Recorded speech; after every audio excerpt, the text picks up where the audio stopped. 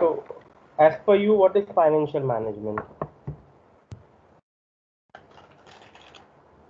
Come on, what is financial management? Uh, the thing is that I expect people replying to me. I expect people answering in the class. Uh, as I told you, I expect people answering. That means it is answering. I'm not expecting correct answers because over here you are here to learn.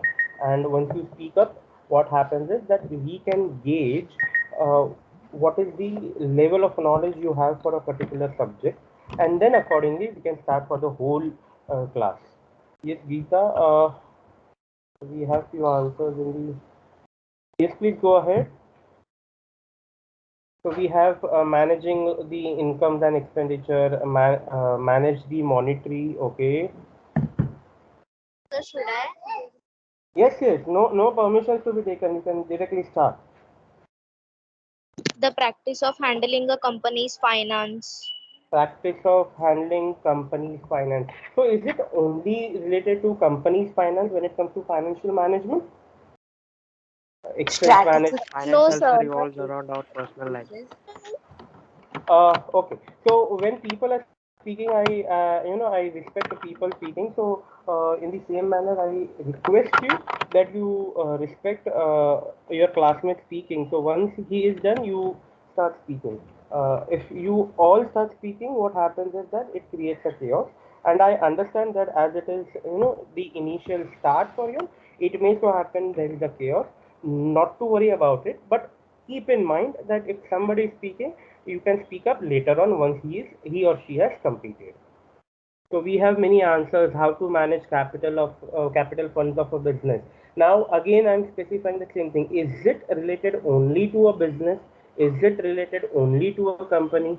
Efficient utilization of finance, managing finance sector, management of finance of an any organization. Again, so is it related to an organization only when it comes to financial management? Can't it No. be something where it is related to an individual or maybe related to someone else? Yes, please go ahead. So it is a normal budget, like we make budgets in our house also. Monthly Mm-hmm. expenses, monthly Mm. incomes. Mm. So, is it only related to budgeting of your expenses and income when it comes to financial management? So, does financial management stick only to the budgeting, or budgeting one of the part of financial management? Planning, organizing, directing, and controlling of financial undertakings. I don't want those textbook definitions. No, I want what is there in your head. So if at all you are, Googling it up and writing it down, copy pasting it, please do not do it. Keep it simple in your own language. I'll understand things. It refers to both personal as well as commercial. Okay. Sir, it also includes about the investment It includes about the and where we investment. invest our money and from where we Mm-hmm. get returns and etc. Okay.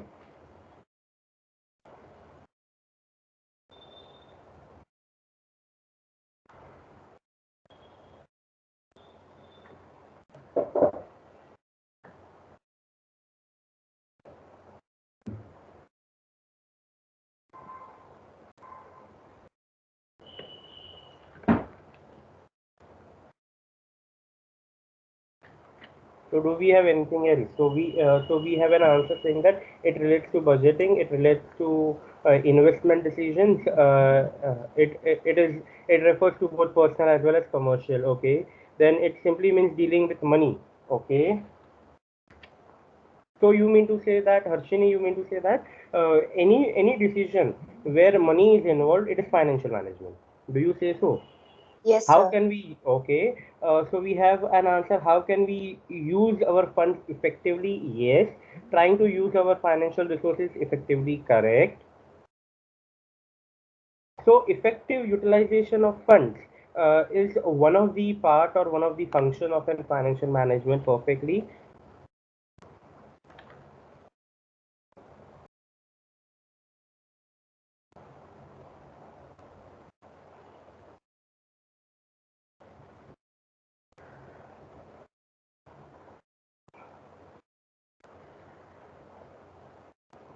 Okay, so basically, when I say financial management, I am not going to discuss about the textbook definitions or definitions given by financial gurus. No, we will keep that apart. You will understand that once you read it, not an issue. But basically, when I say that what is financial management or what is finance, I would say that financial management is divided into two major parts. The first part being that how to procure our funds, that is our income. Okay, how to procure funds, that means if you are an individual, you may be talking about your business income, or you may be talking about your salary income, okay, or any income from any other sources.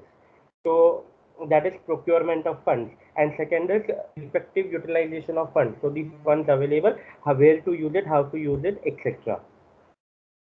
So when it comes to financial management, it is divided into two important functions. The first function being effective procurement of funds, and second being effective utilization of funds. So procurement of funds and utilization of funds are the two major functions of financial management. It can be further so divided into various parts depending on the managerial functions of financial management, that is financial planning, financial control, financial decisions. But those are just the way of working, the working style, that is planning, control, and decisions. But that we need not look into it. What we have to always think from a point of view is procurement of funds and effective utilization of funds. पैसा कहाँ से मिलेगा और पैसा कहाँ लगाना है. Okay, when it comes to an individual, I can say that you will always look for your income sources. May it be a salary, may it be a business, may it be some other source. Maybe say by keeping money in the bank account, you get interest. Keeping investing money in the stock market, you may get some returns in form of profits.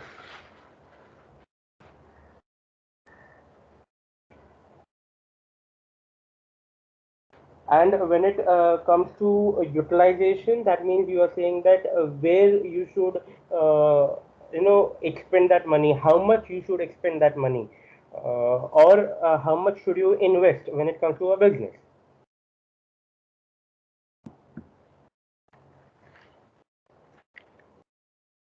And the foremost important objective for a financial manager or financial management, there are two objectives. That is one, profit maximization, and number two, wealth maximization. When we are talking about profit maximization or wealth maximization, there is a very thin line between profit maximization and wealth maximization. Profit maximization is something where the financial management or financial manager looks after a very short period of time. That means he says that I am just looking from a point of view of next 3 months, next 6 months, next year, not more than that. But when it comes to wealth maximization, the financial management objectives or a financial manager is looking from a point of view of a longer period, say 5 years, 10 years, and 15 years, or so on. Okay, it may so happen that when a financial manager is taking up a decision keeping in mind wealth maximization, that means it may so happen that initial phase there are losses, but the business is built in such a manner that it is sustainable, and in a longer run there is no need for business to give more money. It is just that it will start running on its own and start giving you profits. So, a short-term objective of financial management is profit maximization, whereas a long-term objective is wealth maximization. When it comes to profit maximization, the financial manager looks from the point of view of an organization. But when it comes to wealth maximization, the shareholders or the investors or the people who are funding that business, from their point of view, it is looked upon.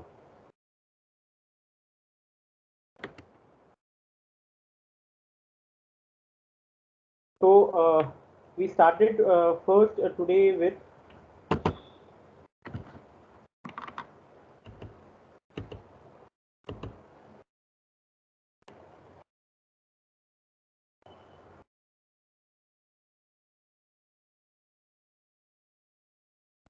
So in the financial management, first we talked about the functions. The functions are nothing but procurement. You are not supposed to write anything, you will get notes. So just focus on what I am saying and what I am writing down. Procurement of funds, and secondly what you have is effective utilization of funds. So these are the two important functions what we are talking of, that those are the basic functions. But when it comes to the managerial functions,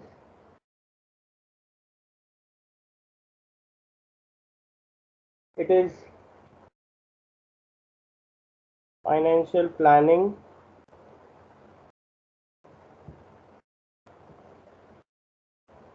financial control, and financial decision.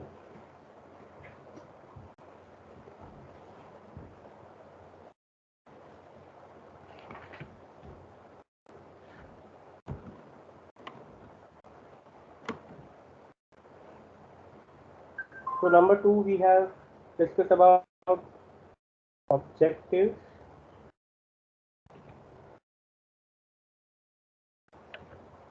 The first objective what you have is profit maximization, and second what you have is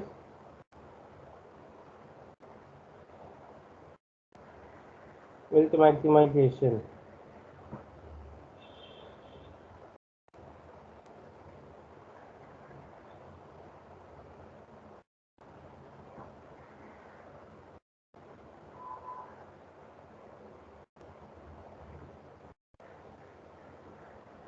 Short term, and this is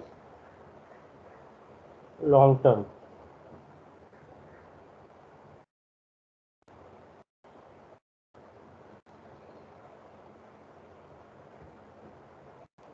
So do you think that when it comes to financial management and there is a decision to be taken between whether the approach should be profit maximization or whether the approach should be wealth maximization, there can be a conflict? For a finance manager, he has to take decision whether he should look from a shorter point of view where it is wealth maximization, or sorry, profit maximization, or when he is looking from a longer point of view, that is wealth maximization. So whether he should go for profit maximization or whether he should go for wealth maximization, at that point of time, can there be a conflict in his head?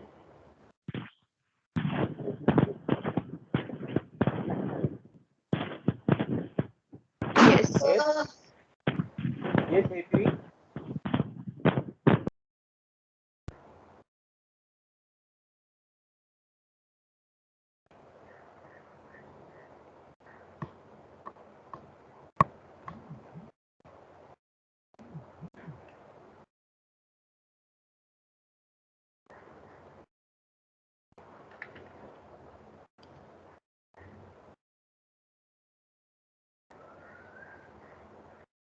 There can be a conflict for a financial manager when it comes to choosing between profit and wealth.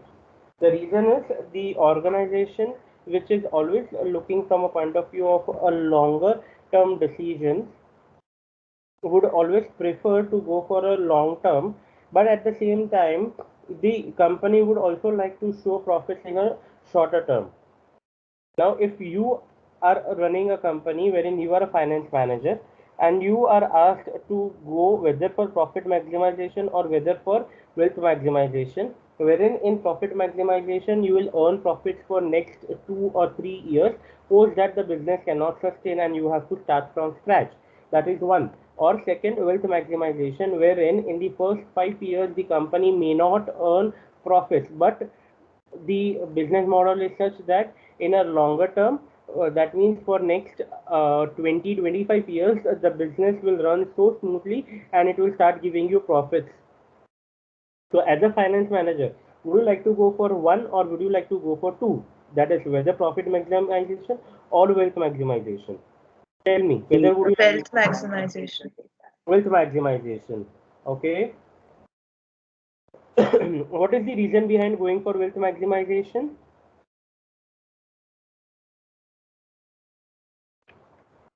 It will benefit in long run. It will benefit in long run, but what about short run? In the first next 5 years or next 3 years?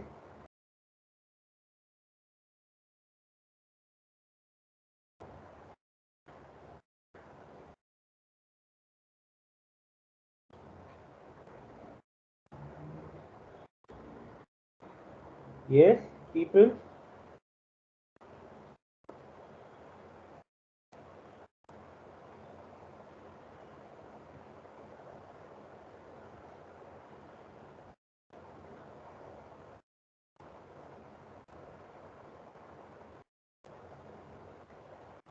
If I say profit maximization, then you would then there will be a challenge for me that after 3 or maybe 5 years, I have to start the business from scratch again. And if I go for wealth maximization, then I have to convince my investors saying that please be patient enough that the company is not going to earn profit for the first initial phase, that is 3 or 5 years, and the company then the company will start running and will start earning profits. Okay, so this is where there has to be a balance between profit maximization and wealth maximization. It can be so that when you choose profit maximization, you may take an undue advantage of all the resources available at your end and you destroy all those resources. But when it comes to wealth maximization, you will always have an effective utilization of resources so that the resources last and it starts growing. Okay, so the concept of profit maximization is built in such a way that it is always looking for a shorter term and it is having more of disadvantages than advantages, wherein when you go for wealth maximization, yes, you do have a disadvantage that you may have to be patient enough so that the business starts growing. But once the business is starts giving you money back, then it will not stop. So you will always have to build a business model in such a manner that yes, it do give some amount of profit at the initial stage, but at the same time, you are also looking for a longer term, wherein after a brief period, initial period, then the business will sustain on its own and will start giving you benefits or profits. So there has to be a balance between profit maximization and wealth maximization. Now, this is the first assignment for you all. You will have to write down, okay, whenever it comes to an assignment from my side, it has to be always handwritten. You can write down in your notebook, that is not a problem, and you can keep it as it is. It is not a necessity for me that you write down on loose sheets of paper. In a notebook, fine for me. So the first assignment from my side is that you will have to write down a distinguish between profit maximization and wealth maximization. The resources available to you is the whole internet. But make sure that when you write down distinguish between profit maximization and wealth maximization, whatever you have written is known to you. So tomorrow when I open up the assignment and I ask you a question saying that what do you mean by a particular sentence written by yourself, you should be able to answer that. I hope this is clear. You have to write down Yes, sir. or distinguish between profit maximization and wealth maximization. You may now ask me questions, sir, how many points? I am not limiting to you saying that minimum of 5 points or maximum of 10 points. It's fine, it's open ended. Okay, you can have 3 points, but those 3 points should be valid enough. You can have 10 points, but make sure that those 10 points are valid. I need a quality answer, not a quantity or lengthy answer. You can explain the same thing in 3 sentences, and those 3 sentences can be converted into 3 paras also. So I don't want those 3 paras. I want those 3 perfect points.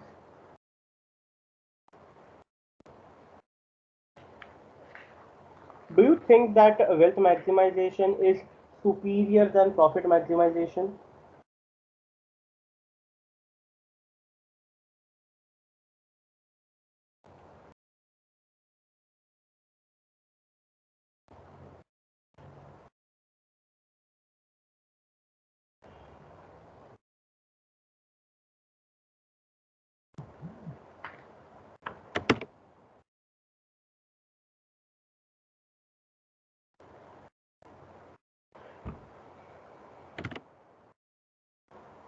Yes, so that's correct. Wealth maximization is superior than the profit maximization.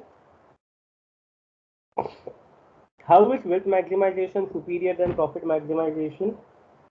There are lots of drawbacks or disadvantages of profit maximization, which itself are the brownie points or advantages for wealth maximization. So all those disadvantages of profit maximization becomes an advantage for wealth maximization. The objective is also clear enough that the business model or the business what you are talking of, the that is going to be a long term in nature. Okay, now I was always speaking about business, but sir, you told us that when it comes to financial management, it is not only an organization or business, it is individual as well. So now let us think the profit maximization and wealth maximization from an individual's income point of view. Now for an individual as you are, okay, you are thinking that I have an option, okay, I have an option either to purchase a flat in an area which is very well developed and give it on rent, and so that I start earning rent out of it.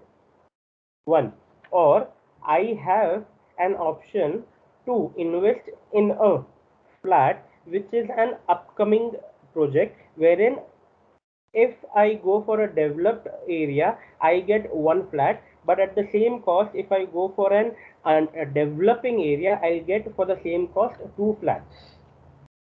What should I go for? Whether I want So immediate second profits, option. whether I want immediate profits, or whether I want maybe at the initial stage, it's fine, but I know that I'll earn double the amount of profit maybe after 2 or 3 years. So that is where the profit maximization and wealth maximization from an individual point of view comes into picture. So the assessment of you, whether the developing area is good, whether it will get developed in a period of time. So those assessment needs to be done by an individual. So it's not only about business, it's also about an individual. Profit maximization versus wealth maximization.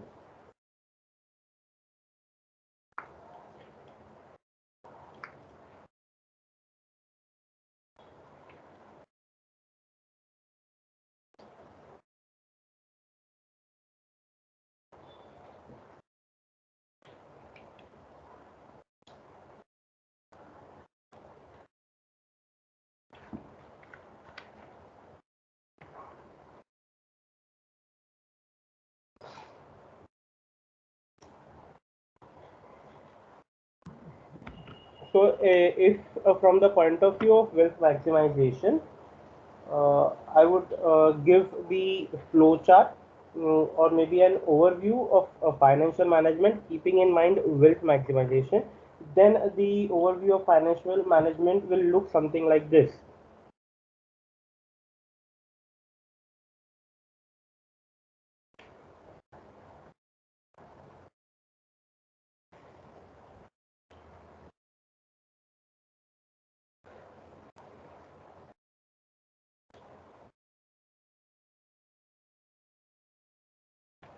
So the objective of financial management, what we have chosen is wealth maximization, and under wealth maximization, which all financial decisions you need to take.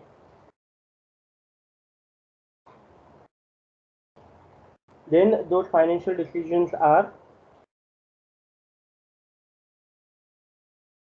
financing, investment, and dividend. So you have three decisions to be taken: financing decision, investment decision, and dividend decision.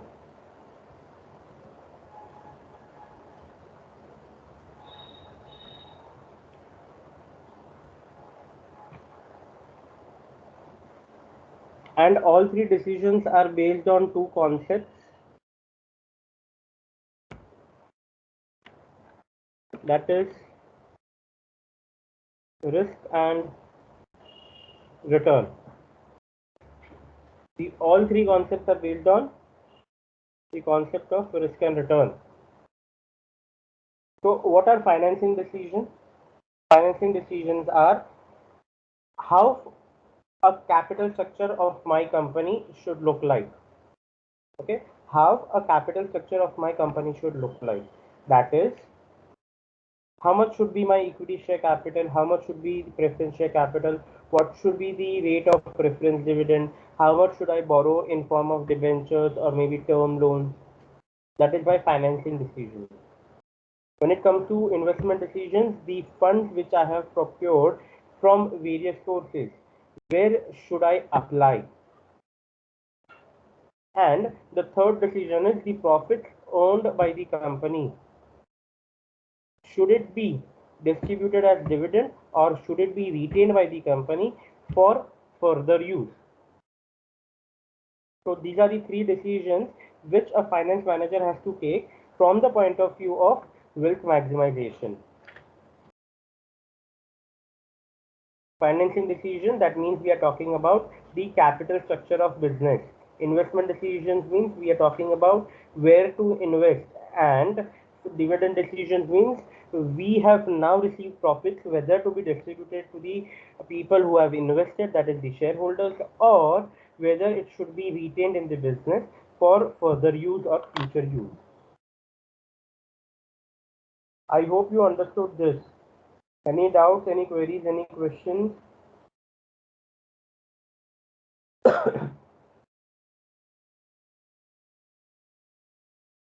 Clear, sir.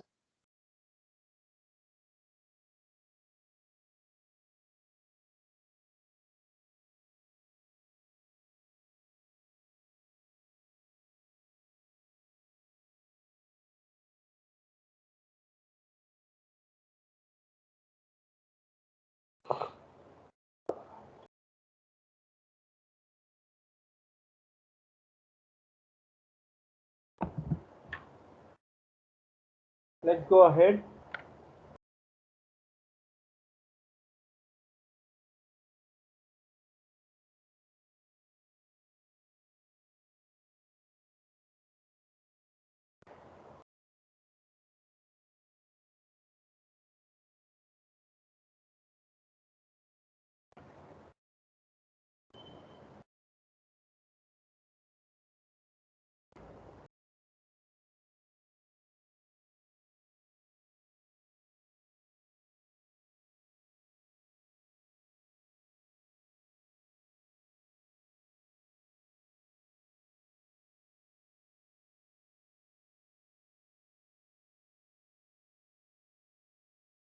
Okay.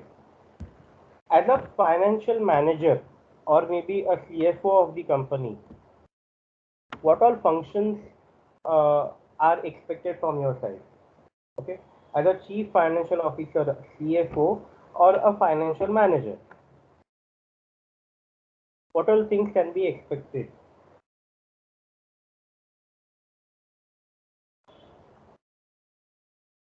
Functions of financial manager. Can you list out few? Can you tell me?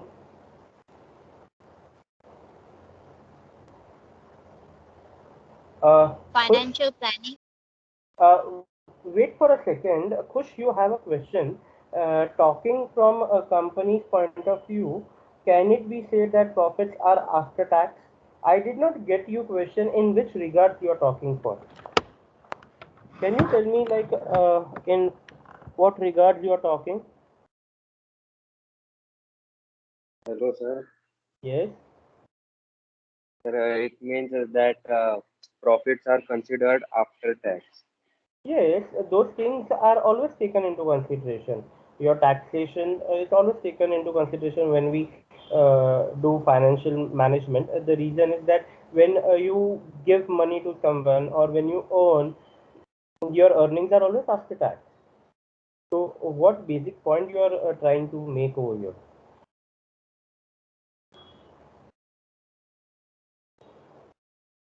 Sir, when we do profit maximization, we Mm-hmm. estimate the values now. So in that Correct. estimation of value, that estimations are after tax or before tax. uh, See, when you are comparing something, okay, the comparison is at the same level.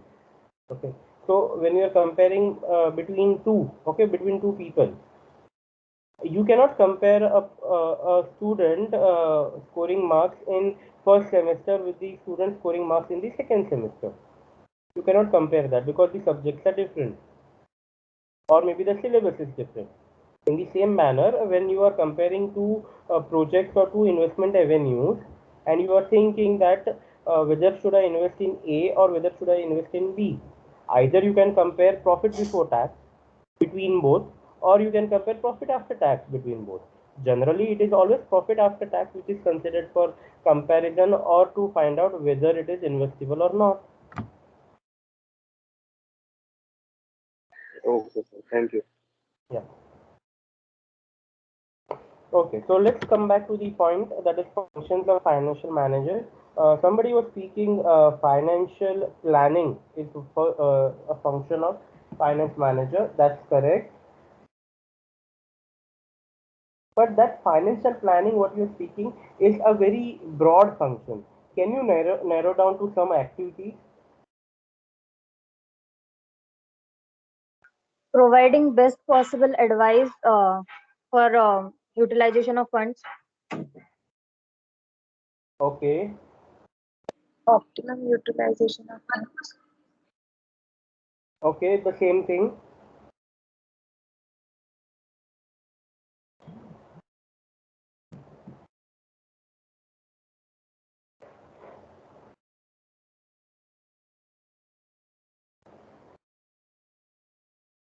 Coordinating different resources of funds. Okay.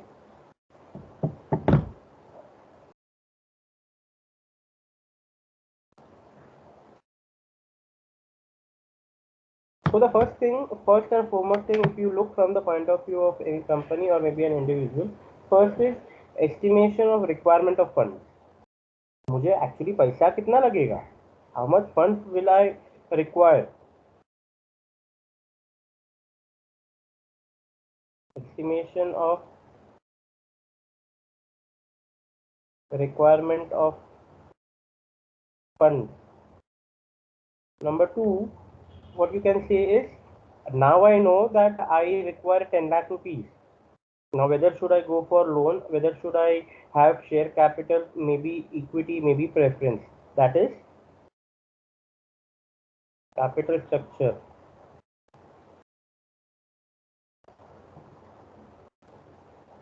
Now that I have money in my hands, where to invest? How much to invest? Capital expenditure. I will also require funds for my day-to-day operations. That is nothing but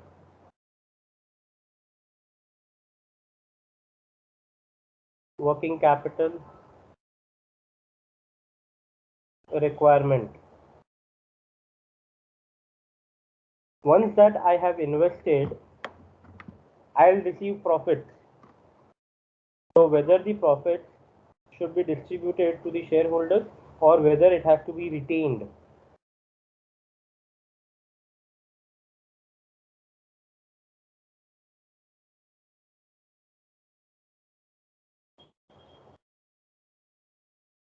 Now that the business is running, need to evaluate whether the business is running as per what it was planned.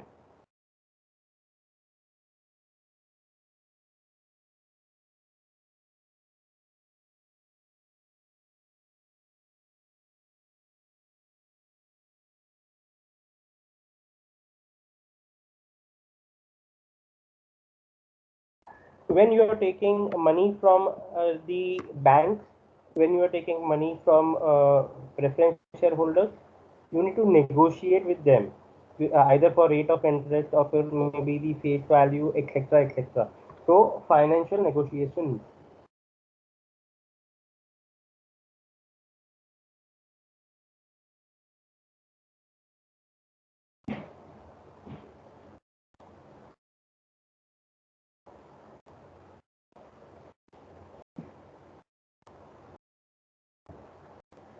And lastly, you have cash management functions.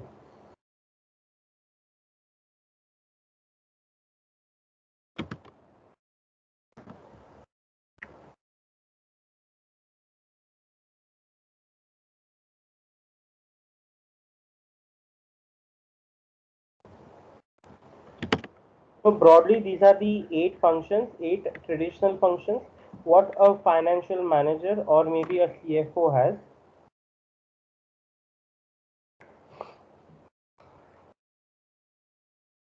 Okay, and when it comes to syllabus of financial management, whether it is first year or maybe it is directly in the third year, exactly these are the chapters. Okay, so when it comes to capital structure, that is the chapter what you have in the syllabus of financial management, which is named as nothing but capital structure decisions, or you can say business risk or financial risk. When it comes to capital expenditure, that means you're talking of the chapter of capital budgeting. When it comes to working capital requirement, you are talking of working capital management. When it comes to dividend decisions, the name of chapter itself is dividend decision. Evaluation of financial performance, it's something that you will learn in a ancillary subject to financial management. Ancillary subject, that means what you're talking of is a mix between financial accounting and financial management, that is nothing but management accounting. So evaluation of financial performance you will learn in the subject of management accounting. And negotiations are something where it is a subjective skill. It is nothing related to financial management, but sorry, it is nothing related to any practical chapters, but those are your skills. Lastly, your cash management, again that is a chapter named as cash budget. Your cash budget basically covers in other subject, that is your cost accounting. It is also covered in management accounting, that is your cash flow analysis. So the functions itself forms various chapters for you all when it comes to financial management.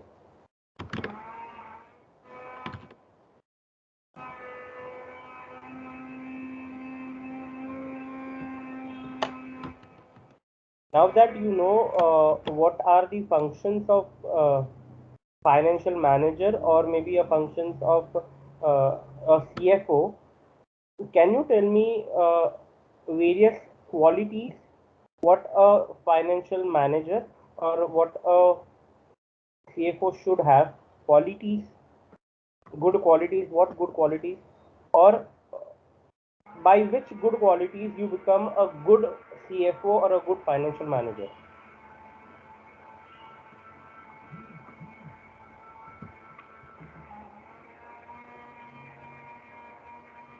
He or she should be a critical thinker. Critical thinking, okay.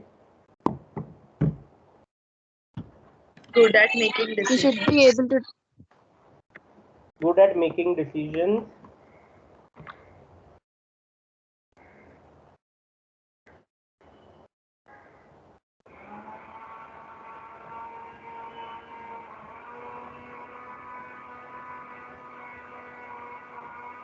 Next,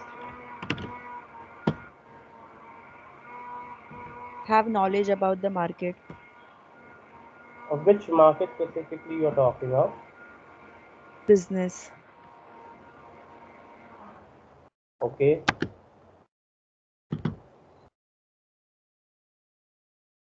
Should be good at negotiating.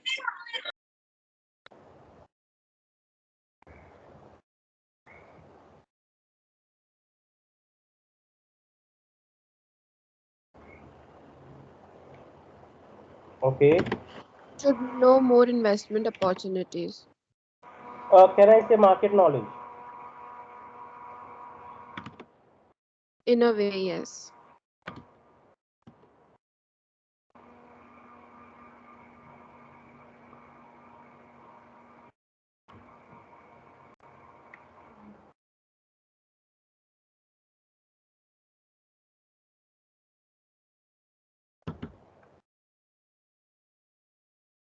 Others?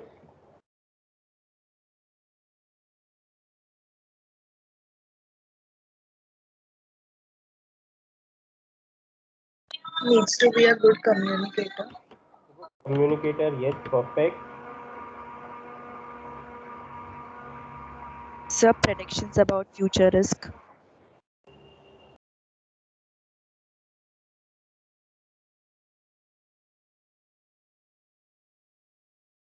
Risk management skill.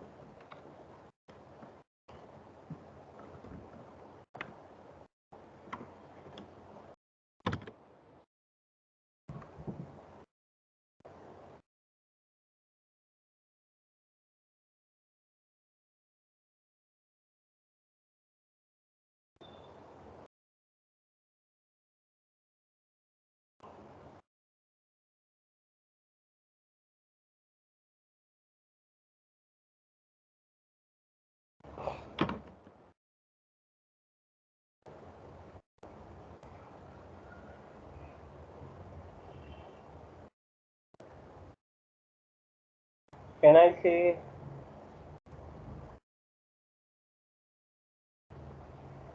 adaptability, honesty,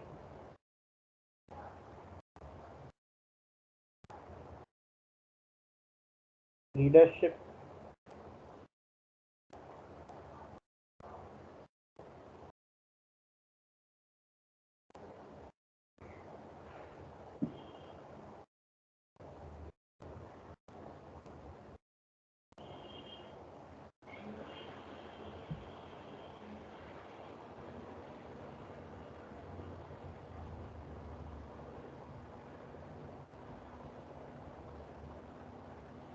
tax savvy, technology,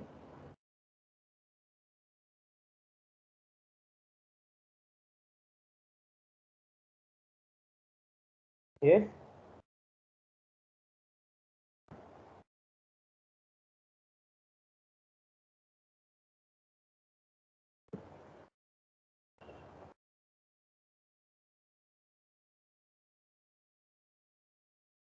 Problem solver, okay. You're innovative.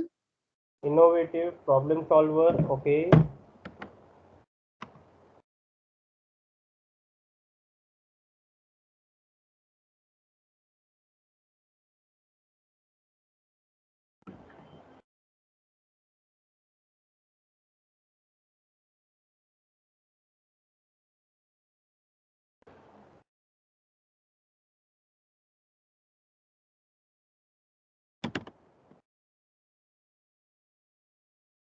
Go ahead, think.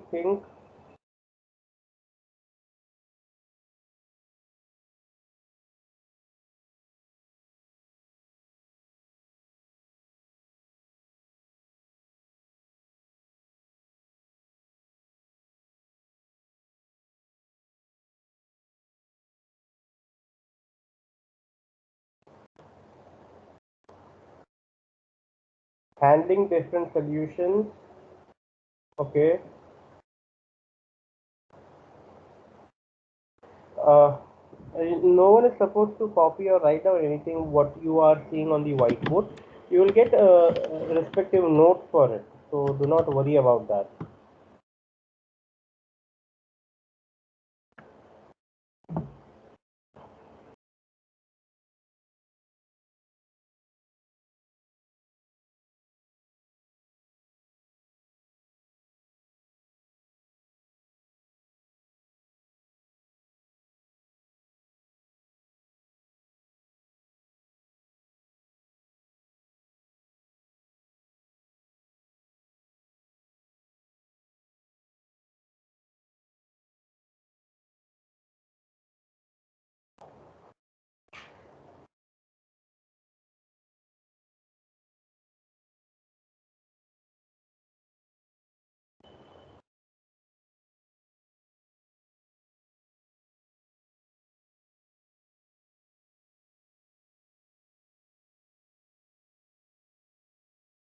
Shall we go ahead?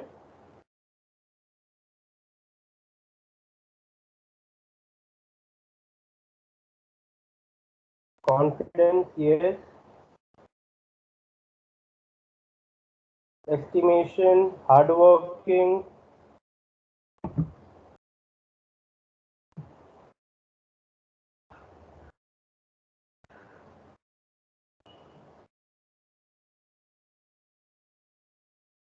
So yes, now we have good amount of qualities what a finance manager should have. So that's fine. Now we can go ahead. And now that we know what is financial management and what is uh, expected from us in the syllabus. Okay, so what we are expecting to learn in the syllabus.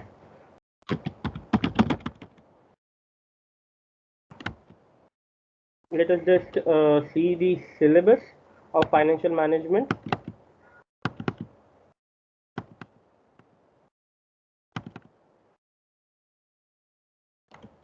So when it comes to financial management, it is divided into in total 5 parts. The first part what we are going to learn is introduction to financial management, where we have introduction, meaning, importance, scope, objectives, profit maximization, wealth maximization, etc. Then the second module what we are going to, I'll just share that with you all. The screen, I'll just share that.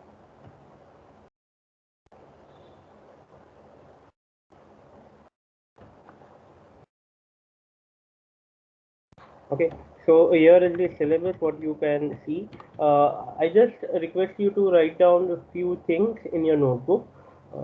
So when it comes to the syllabus for financial management, first you can write down introduction to financial management.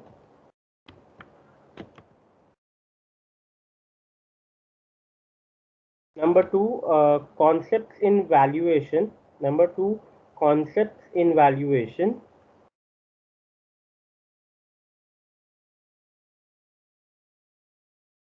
Number 3, leverage, leverage.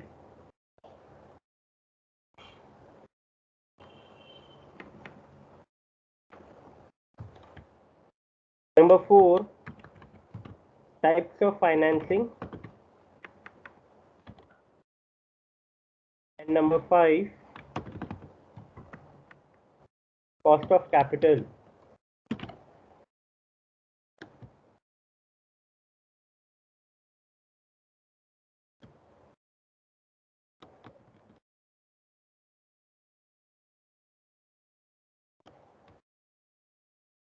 I hope you all have written down.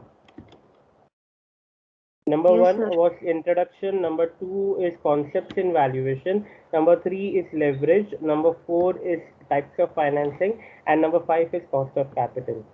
Now, it is very simple, where you need to answer me things that for you to, prepare a balance sheet of a individual or maybe a partnership firm.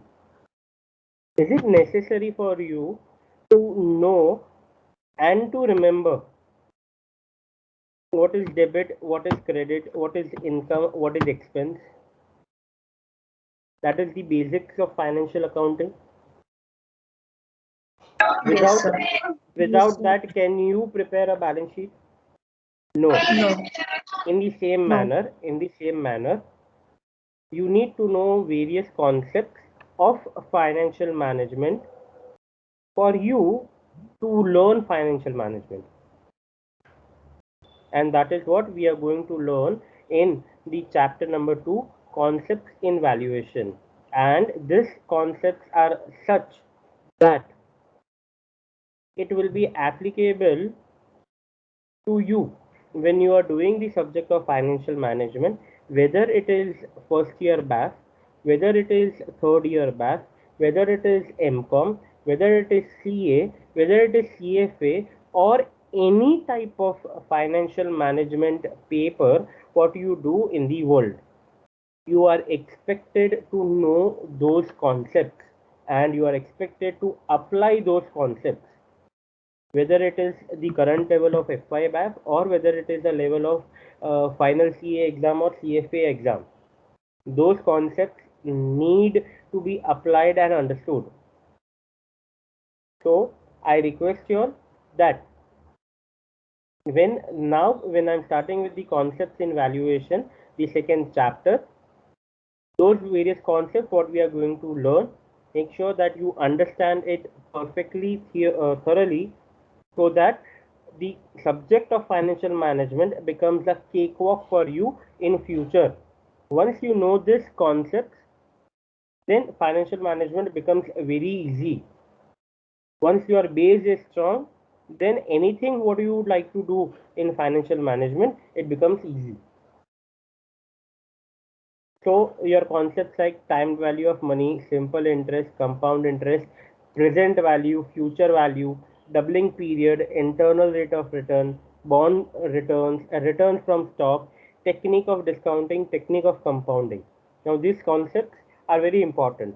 Out of those concepts which are technically very important, I am just marking you in red. I'll just highlight it with yellow.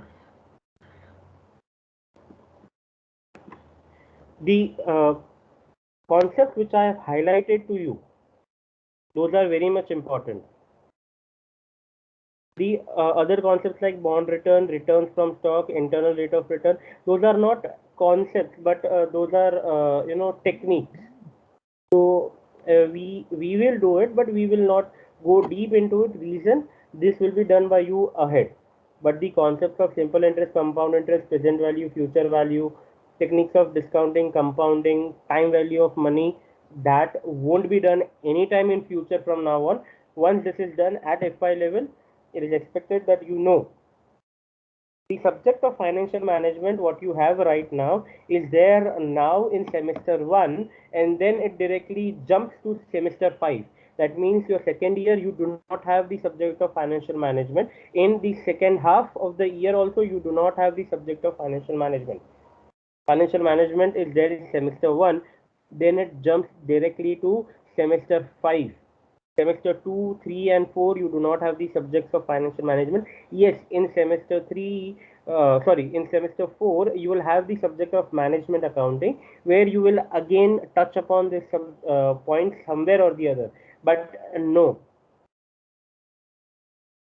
it directly, the subject, core subject directly goes to sem 5.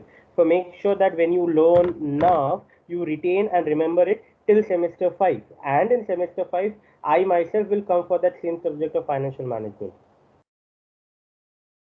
So when I come for financial management in semester 5, I expect that you know and remember this concept. Yes, somebody was speaking. So will you be sending this as well with the notes PDFs? You want the syllabus? Yes, sir. Yes, I can send you. That's not a problem. Okay, sir. Thank you. For the syllabus, when it comes to financial management, as I was discussing with you all, that it is in semester 1 and then directly jumps to semester 5. There are few things which I will incorporate, which I'll do over and above of the syllabus. Okay, so when I send you as a document, you will have these things, but I'll be doing many more things as well along with it, because if I teach you at TY level, then it becomes very difficult. But when I teach you those things at the scratch, at the basic level, it becomes very easy for you to understand and retain things. So apart from the syllabus, looking from a long-term point of view, that is your core concepts, I'll be doing many more things along with this. If you wish to note it down, it's fine. If you just would like to share, you want this as a PDF file, I'll share it with you, not an issue.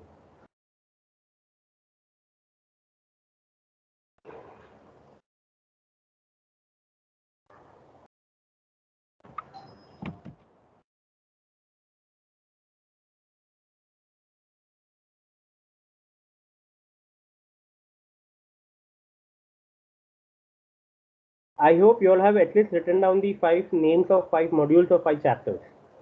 Now, when it comes to 5 chapters, your chapter number 1, Introduction to Financial Management, is purely theory. Your chapter number 4, Types of Financing, is also purely theory. Actually, the whole subject financial management is application of concepts or application of theory to numbers. But then too, I am saying your chapter number 2, chapter number 3, and chapter number 5 are practical. That means you will have practical questions in it along with the theory. But when it comes to chapter number 1, which we did right now, Introduction to Financial Management, and your chapter number 4, that is Types of Financing, those are purely theory. You will not have any types of practical questions in it. So please make sure that when you are where you have written down those things, those 5 chapters, write down again chapter 1 theory, chapter number 4 theory, chapter number 2, 3 and 5 as practical.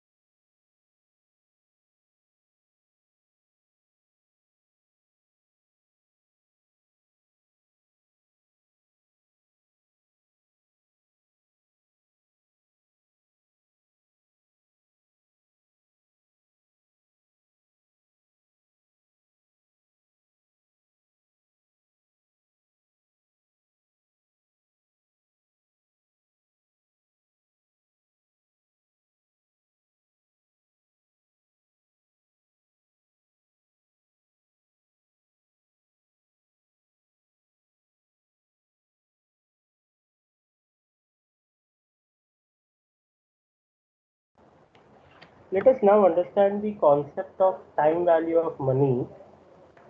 Okay, that's the first concept what you will have under financial management. Let us first dissect the whole name, time value of money. So here what we are going to learn in this concept is an important thing related to the value of money based on different time. I repeat, the value of money, how much the money is worth based on different time periods. Why is it important to learn the value of money based on different time periods? Because as we have learned that we need to majority of the time look from the point of view of wealth maximization decisions. That means we are thinking from a point of view of 5, 10, 15, 20 years. That means the value of money today may not be equal to value of money after 1 year. Value of money which is there after 1 year may not be equal to value of money after second year and third year and so on. So how do we compare it? Okay, let's take an example and understand things. Okay, few years back. Okay, few years back. That means say right now you are in first year back. When you were in 10th standard, you were able to buy an eclair for 1 rupee, but that same eclair is now available for 2 rupees. Few years back, you were able to buy a dairy milk for rupees 5. Now that same dairy milk is available in the market for 10 rupees. What is the reason behind it? Few years back, a kg of potato was available to you at 10 rupees, 12 rupees. But now that same potato is available on an average at 20 to 25 rupees. What is the reason behind it? Inflation. Inflation. Okay. Increase in the demand. Increase in demand.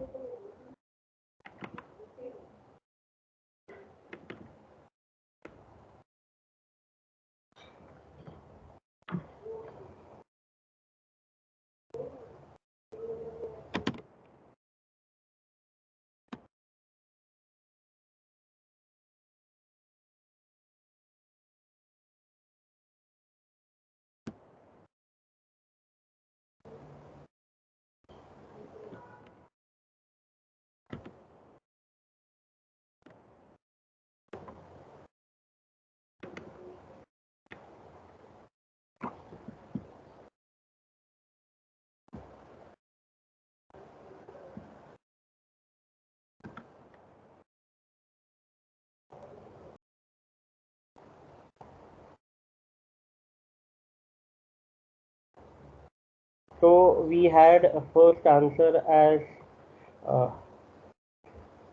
inflation. Number 2 was demand. Do we have anything else? Increase in income. Income.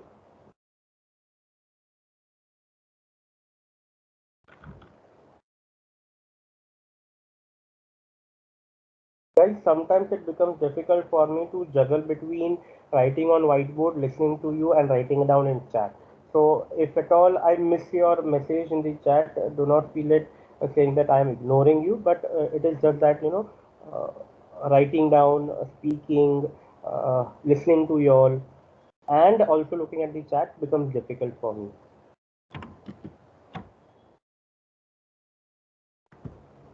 Sir, are you sharing the screen? Yes, the screen is shared with you all.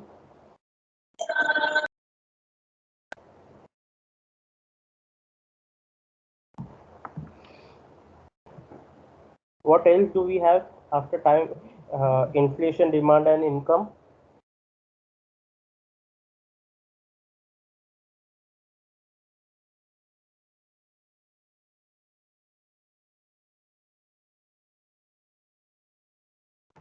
Okay. So what you gave answers were correct, but what happens is that when you are learning financial management, there has to be a difference between you as a person who knows financial management but is not applying it, and with a common person who is not applying anything. Okay, doesn't know and not applying as well. You know and you applying, and he doesn't know and doesn't applying. That means now on your answers are perfectly correct. Your answer of demand, your answer of income, inflation is perfectly correct, but now on we require some technical knowledge of finance to be used when it comes to answering financial management. Okay, so there has to be a difference between you as a person who has now the knowledge of time value of money from a person half an hour back who did not knew the concept that there is something known as time value of money. Okay, so there has to be a difference, and the difference will come over a period of time. It is not expected that you show me that difference right from the start, but yes, when you graduate or when you have learned this subject after a brief period of time, it is expected that you apply this subject, very subject, in your personal life as well, because money has time value, and if you lose time, you lose money. It is always said, right? Time is money. Why is it said so? Because money has time value. Now, if I were to say that I do not have 1,000 rupees right now and I wish to borrow 1,000 rupees from you, and I say that I'll return you back after 1 year, you know me very well, so you don't find a risk that I will not return it back to you. Okay? So you lend me money 1,000 rupees, and I say that I'll return you back that 1,000 rupees after a year. Will you do so? Will you lend me money on a condition that you will get that 1,000 rupees, exactly 1,000 rupees back after a year? No, Why will you not do it? What is the reason behind it? because that 1,000 rupees could have been invested somewhere where I could have got more than 1,000. Correct. And let's take an example that you could have earned 8 rupees out of it. Sorry, 80 rupees out of it. As we are taking 1,000, so you could have earned 80 rupees out of it. Okay. So the perfect point you are speaking is that if I would have not lent that 1,000 rupees to Darshak sir, I have an opportunity to invest somewhere else and earn 80 rupees. But if I lend it to Darshak sir, then I would like to recover the loss which I have made out of letting away the opportunity. In simple words, अगर sir को नहीं देता तो invest करता 80 rupees कमाता. अब अभी जब मैंने सर को दिया है तो सर से भी तो 80 रुपीज लगेगा ना मुझे. वहां से नहीं कमाऊंगा तो यहाँ कमाऊंगा. Opportunity cost. I have lost that opportunity of investment which is costing me 80 rupees. That you will recover it from me. So one of the component of time value of money is opportunity cost as well. The other factor of time value of money is risk of default as well. What is risk of default? Right now you know me. Right now you know me. So you lent it to me. But is it possible that I will run away in a year? It is quite possible. I will not give you back the money. It is also possible that yes, I am there in front of you, but I say that I don't have money. जो करना है कर लो. It is also possible that I come to you, I say that okay, I had told you that I'll give you back 1000 rupees, but I only have 900 rupees. 100 रुपया माफ करो ना मुझे. So either you may not get full money or you may get partial money. Risk of default, non-payment. So there are various types of risk involved. There is a consumption which you are looking for. Okay. So for time value of money, even consumption is a point which you need to look upon. Now I'll give you an example for consumption. So till now we were talking about the first factor, that is risk, where we learned about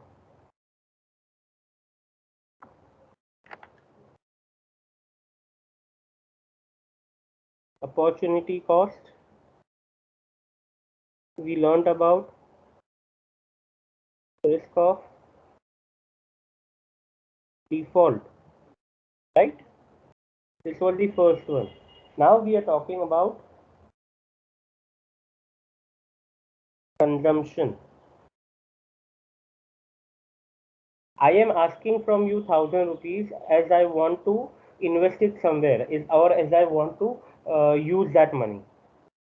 But you have that 1000 rupees right now to buy a headphones for you. You had saved that 1000 rupees to buy a good headphone for you, but now it is there in front of you. A decision to be made whether to buy headphones from you for you out of those 1000 rupees or whether to lend it to Darshak sir. You will say that okay, right now the headphones are costing 1000 rupees, and if I don't buy it right now, then I may have to buy that at 1050 rupees. So I would like to earn that 50 rupees from Darshak sir. So you would always prefer saying that I would like to use that money now instead of future. And if I'm using in future, any additional cost to be borne, that will be the value of money. So present consumption is always preferable over future consumption.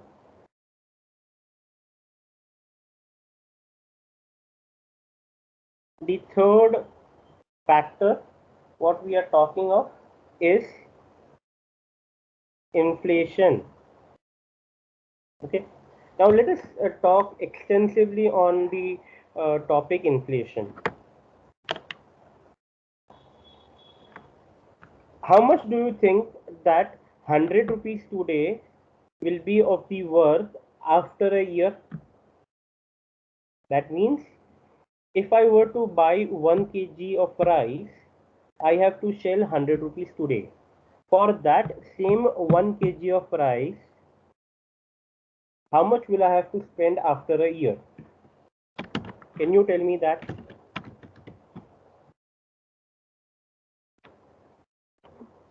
So can you repeat? Okay. For buying 1 kg of rice today, I have to shell out 100 rupees. To buy that same 1 kg of rice after a year, how much will I have to spend? Can you tell me that figure?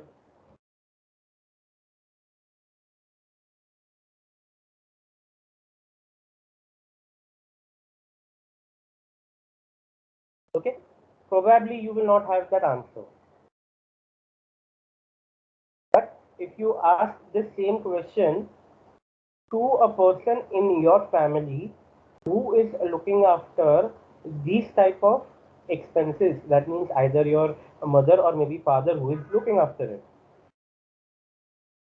he will probably have an answer for you. Okay, and how will he calculate? That is more important.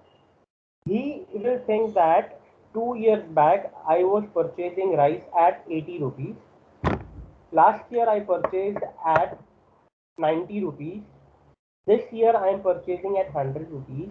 So it is quite possible that next year when I am going to purchase rice, I may have to pay 110 rupees.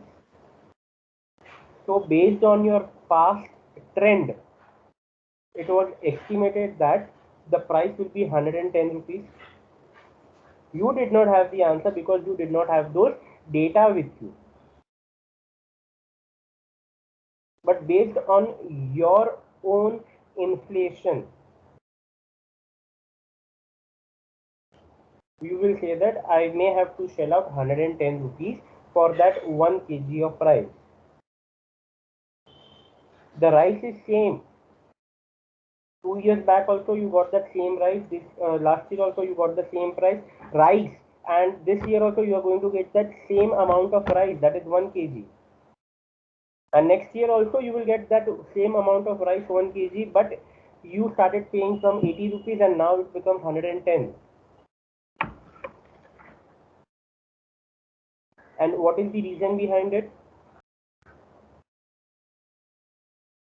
Inflation. Change in purchasing power of that money. The purchasing power of that money reduced. So for that same 1 kg of rice, now you will have to shell out more.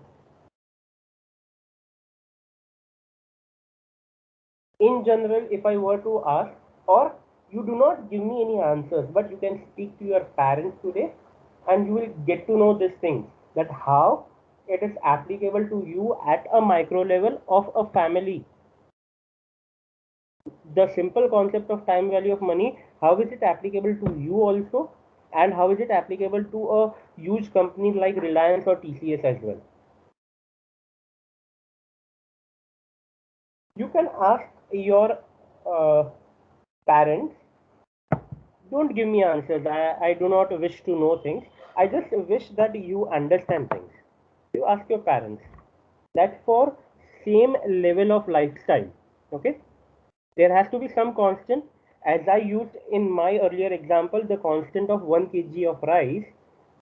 In the same manner, for the same level of living, the standard of living remains the same. Monthly expenses 2 years back, monthly expenses last year, and monthly expenses this year. You will get to know that the standard of living remained constant, the same, but the expense increased bit by bit every year. And the factors which were affecting was the major factor, inflation. So for you as a finance manager or a CFO, if you are supposed to evaluate a capital decision or a project where you are investing 1 lakh rupees today and you are going to get money after a period of time, over a period of time, that is 10,000 after first year, 12,000 after second year, 14,000 after third year, then you should not be a person now to add 10,000 rupees after 1 year plus 12,000 rupees after second year, because the value of money 10,000 after 1 year will be different from value of money 12,000 after 2 years. 10,000 after 1 year and 12,000 after 2 years, the value is different. So you should never add up those figures. From today onwards, you should always ask a simple question. उसका value आज क्या है वो बताओ. Bring the value of money to a common time. You can bring everything to 1 year after today and then add up. You can bring everything to present, that is today, and then add up. But you cannot add up 1,000 rupees after a year to 2,000 rupees after 2 years. Not possible. That's incorrect for financial management. I hope this is clear. Any doubts? 1,000 rupees today and 2,000 rupees at the end of the year, those two figures cannot be added. The only reason behind it is time value of money. And the major factor which plays into time value of money is inflation. Third factor, what we were speaking was inflation, and the fourth and the final factor for time value of money is investment. So if you have money in your hand, either you would like to consume that money, that is you spend that money, or if you have that money in your hand and you do not want to consume that, then you have an option to invest. So by investing you will earn out of it.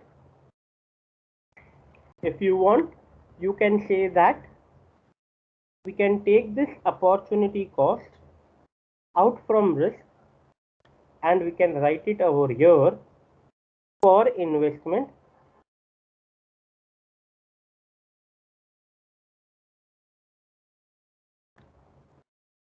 Opportunity cost, right? Any doubts, any queries, any questions? No, sir. Fine. No, Now, sir. okay, now I'm giving you one, it's not an assignment, whether you do it, whether you wish to do it, you do not wish to do it, whether you do it, it is purely on you, but that can be an eye opener for you. Listen to one thing what I am talking about and think on it.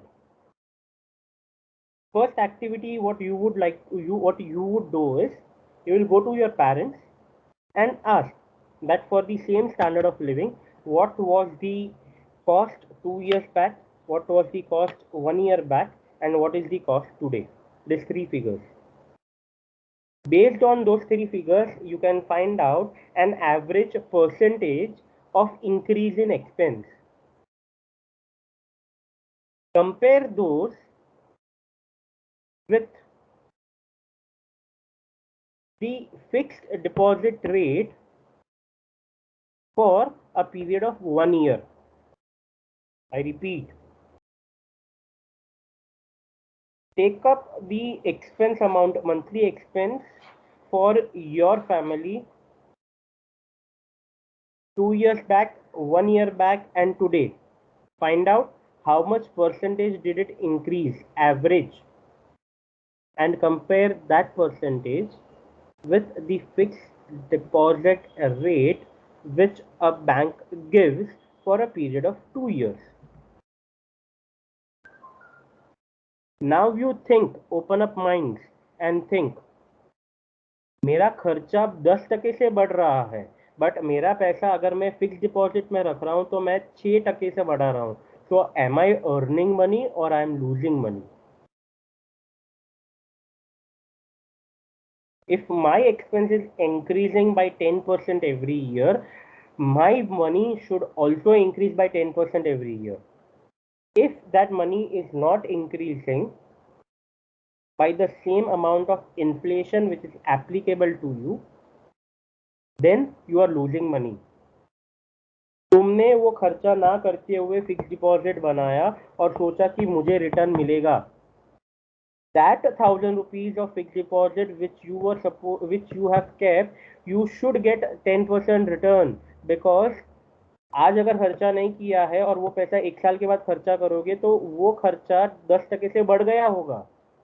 तो तुम्हारा income भी तो बढ़ना चाहिए ना. If your income is not increasing by that same level, but your expenses are increasing by that same level, then there has to be a point where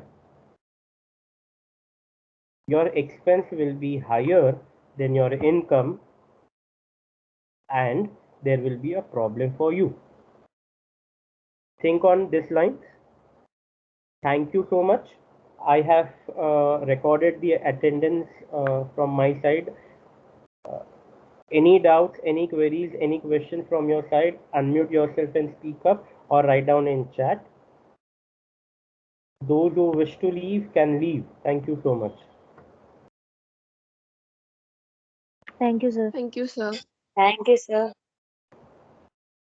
Welcome everyone. Thank you, sir. Thank you, sir.